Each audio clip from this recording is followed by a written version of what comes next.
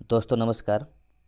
आज हम लोग भारतीय इतिहास का यानी हिस्ट्री का ध्यान रखेंगे। हिस्ट्री का मॉडर्न पार्ट में पंजाब और मैसूर यानी दो राज्य के बारे में जानेंगे। अधिक क्वेश्चन नहीं है, लेकिन जो भी क्वेश्चन है आपके इम्पोर्टेंस है और इससे संबंधित जो भी क्वेश्चन होगा मैं आपको बताऊंगा। ठीक है, तो चलिए आज का पहला क्वेश्चन है, रंजीत सिंह के राज्य में सम्मिलित था, कौन सम्मिलित था? तो इससे पहले रंजीत सिंह के बारे में जानिए। इनका जन्म 2 नवंबर 1780 को हुआ था। पिता का नाम महासिंह, ध्यान रखेंगे, पिता का नाम महासिंह। और महासिंह की मृत्यु के बाद रंजीत सिंह मात्र 12 वर्ष की अवस्था में इसे गद्दी प्राप्त हुआ। यह बात अलग है कि बाद में इसने अपना प्रभाव क्षेत्र पे आए, अलग बात है। लेकिन यहाँ पर क्वेश्चन ये नहीं कहा है, क्वेश्चन का डिमांड ये है कि कौन सा राज्य सम्मिलित था। ये जो दिखाई पड़ा श्रीनगर, ये रंजीत सिंह ने 1819 में जीता था और श्रीनगर रंजीत सिंह के कब्जे में आ चुका था। ठीक है, और इससे पहले एक दो राज्य और जीते, जैसे 1813 में अटक, 1818 में मुल्तान, 1823 में और राज्य जो जीत चुके थे। ठीक है, तो कश्मीर को जीतने में, कश्मीर तो आप बोलना सही रहेगा, श्रीनगर, क्योंकि कश्मीर के राजधानी के क्षेत्र में है ये। तो 1819 में जीता गया था श्रीनगर को और इसे रंजीत अपने पास रखा। लेकिन आगे चलकर जब यही श्रीनगर पंजाब को अंग्रेज अपने राज्य में मिला लेंगे तो श्रीनगर को सरदार गुलाब सिंह के पास 1 करोड़ में बेच देंगे। ठीक है, और ये घटना कब की है? तो घटना होगा जब पंजाब को अपने अंडर में कर लेंगे, खासकर अंग्रेजी शासन यानी ईस्ट इंडिया कंपनी द्वारा। 1 करोड़ में सरदार गुलाब सिंह के पास बेच देंगे और इस प्रकार पहला शासक जो कश्मीर का बनेंगे वो 16 मार्च, ध्यान रखेंगे, 16 मार्च 1846 में गुलाब सिंह बनेंगे राजा, वो है श्रीनगर का। ठीक है, अगला क्वेश्चन आपके पास है, नेक्स्ट क्वेश्चन है कि रंजीत सिंह किस मिसल से संबंधित थे। यानी यहाँ मिसल के बारे में तो हम लोग जानेंगे ही, इससे पूर्व एक दो बातें और जान लीजिए कि यहाँ पर मिसल का मतलब क्या है। याद रखेंगे, जो मिसल शब्द आया है वो अरबी वर्ड है। ठीक है, अरबी भाषा से आया हुआ है। तो ये इसका अर्थ होता है एक जैसा या समान रूप से, यानी एक जैसा यानी एक जैसे दिखने वाला, ठीक है, या समान रूप से। ठीक, तो रंजीत सिंह का पिताजी जो महासिंह, मैंने अभी भी बताया आप लोगों को कि रंजीत सिंह का पिताजी महासिंह, ये जो महासिंह थे वो सकुरचकिया मिसल से संबंध रखते थे। जब पंजाब की बात करें तो 12 मिसलों में बटा हुआ था, उनमें से एक मिसल है सकुरचकिया, और यही मिसल आधुनिक पंजाब के निर्माण में सबसे बड़ा योगदान दिया। ठीक है, और इस सकुरचकिया मिसल का संस्थापक या इसका मुखिया कहिए आप महासिंह, उसके बाद उसका पुत्र रंजीत सिंह बनते हैं। ठीक है, तो याद रखेंगे रंजीत सिंह सकुरचकिया मिसल से संबंध रखते थे। नेक्स्ट क्वेश्चन है, महाराजा रंजीत सिंह के राज्य की राजधानी थी। तो देखिए यहाँ पर अमृतसर और लाहौर दोनों आपके पास है। इस तरह याद रखेंगे, जो रंजीत सिंह ने लाहौर को राजधानी बनाया और अमृतसर को ही बनाया, दोनों ध्यान रखेंगे। तो लाहौर को जो राजधानी बनाया गया था वो था राजनीतिक राजधानी। ठीक है, ध्यान रखेंगे, राजनीतिक राजधानी, और अमृतसर थे धार्मिक राजधानी। ठीक है, उनके पास 2 राजधानी था, एक लाहौर भी था रंजीत सिंह राजनीति के लिए, और दूसरा जो राजधानी अमृतसर था वो धार्मिक के लिए, ध्यान रखेंगे। तो इस प्रकार इस क्वेश्चन का जो आंसर होगा इसमें होना चाहिए, खासकर बीपीएससी के लिए ई ऑप्शन पर जाना चाहिए। लेकिन देखिए क्या आंसर देता है वो तो वही समझेंगे। ठीक है, लेकिन इस क्वेश्चन का आंसर आपका इस प्रकार ध्यान रखेंगे कि रंजीत सिंह ने राजनीतिक राजधानी लाहौर को और धार्मिक राजधानी अमृतसर को बनाया था। ठीक है, नेक्स्ट क्वेश्चन की तरफ बढ़ते हैं आगे। अगला क्वेश्चन आपके पास है, रंजीत सिंह ने सुप्रसिद्ध कोहिनूर हीरा प्राप्त किया था, किससे प्राप्त किया था? देखिए, ये जो हीरा दिखाई पड़ रहा है इसे 1739 में नादिर शाह, जिसे ईरान का नेपोलियन कहा जाता है, यहाँ से इंडिया से लेके चले गए थे। यानी मुग़ल बादशाह मोहम्मद शाह रंगीला के पास था ये, यानी उस समय अंतिम शासक आप मान के चलिए ये हीरा उसके पास ही था, जिससे वो लेकर चले गए 1739 में। लेकिन हुआ यूँ कि शाह शुजा, याद रखेंगे, शाह शुजा जो कह सकते हैं आप अहमद शाह अब्दाली का पोता कहिए, अच्छा रहेगा। ठीक है, सॉरी पोता, हाँ पोता ही कहे चलेगा। ठीक है, अहमद शाह अब्दाली का पोता कहिए शाह शुजा को।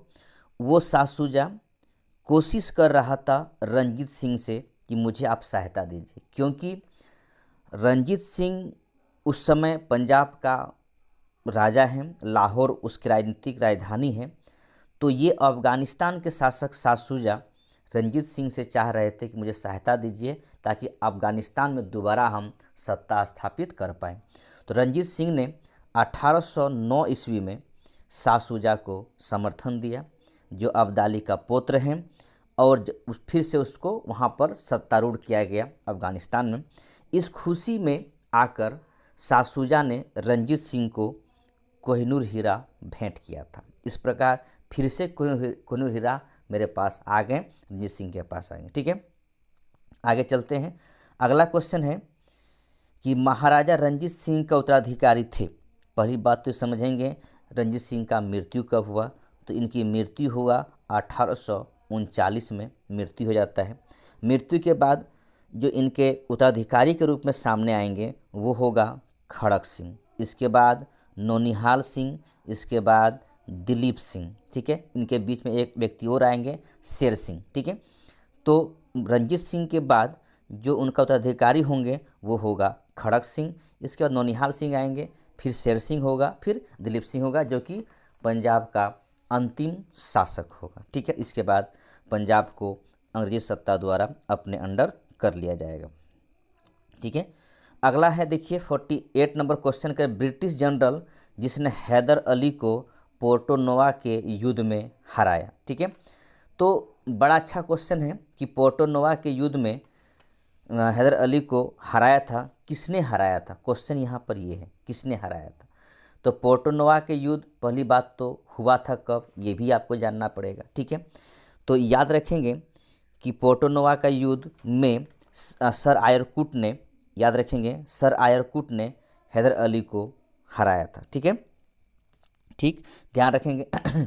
लेकिन ये भी बात ध्यान रखेंगे कि हैदर अली और खासकर मैसूर का जो शासक हैदर अली है, इससे पूर्व हैदर अली के बारे में कुछ बातें ध्यान रखेंगे कि हैदर अली एक सैनिक के तौर पर सत्ता में ग्रहण किए थे और फिर आगे चलकर मैसूर का ये शासक बन जाते हैं। ठीक है, लेकिन ये भी ध्यान रखेंगे कि इस सैनिक से सत्ता तक आने में हैदर अली ने बहुत संघर्ष किया।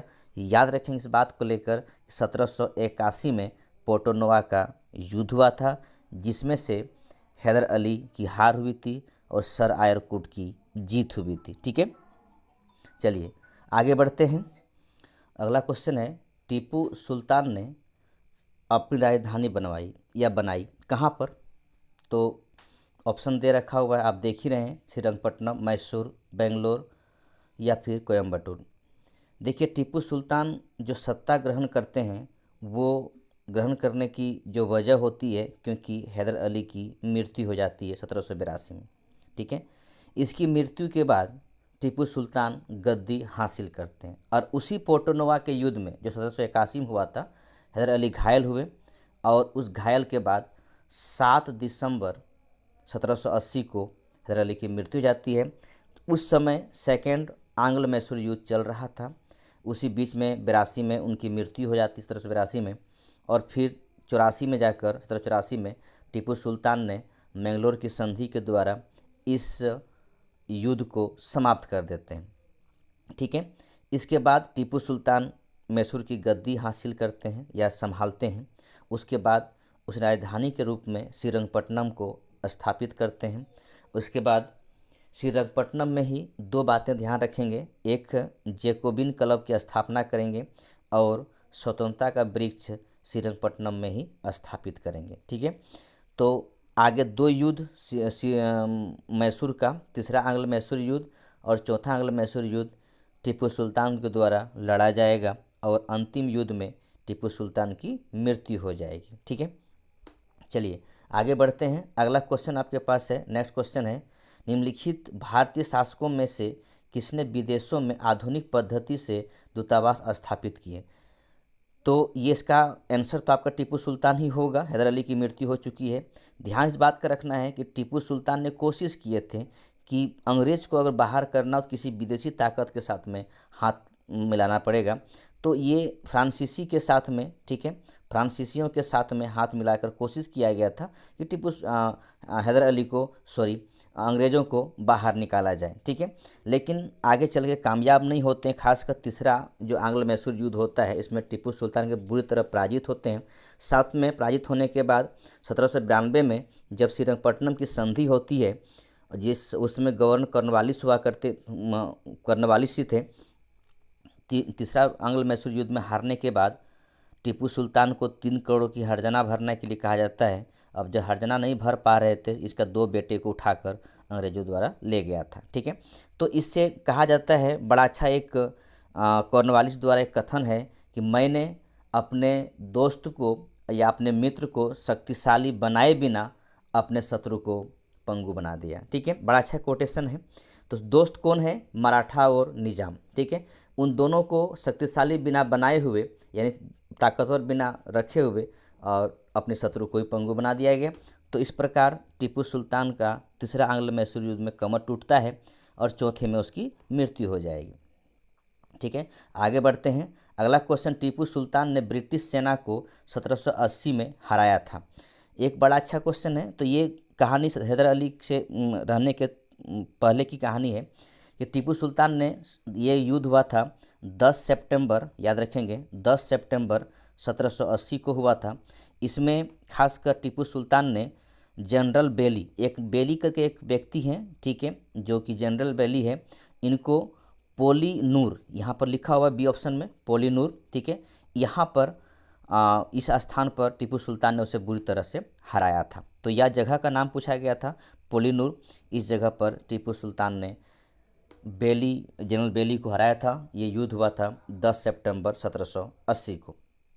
ठीक है, अगला क्वेश्चन है, नेक्स्ट क्वेश्चन आपके पास है, अंग्रेजों ने श्रीरंगपट्टनम की संधि किसके साथ की? देखिए ध्यान रखेंगे कि आंग्ल मैसूर युद्ध 3 हुआ है। पहला संधि है मद्रास की संधि, ध्यान रखेंगे 1769 में।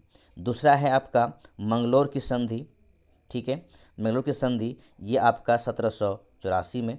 और तीसरा संधि है श्रीरंगपट्टनम की संधि, ठीक है, श्रीरंगपट्टनम की संधि 1792 में। ठीक है, और ये पहला संधि जो हुआ था वो हैदर अली के साथ में हुआ था।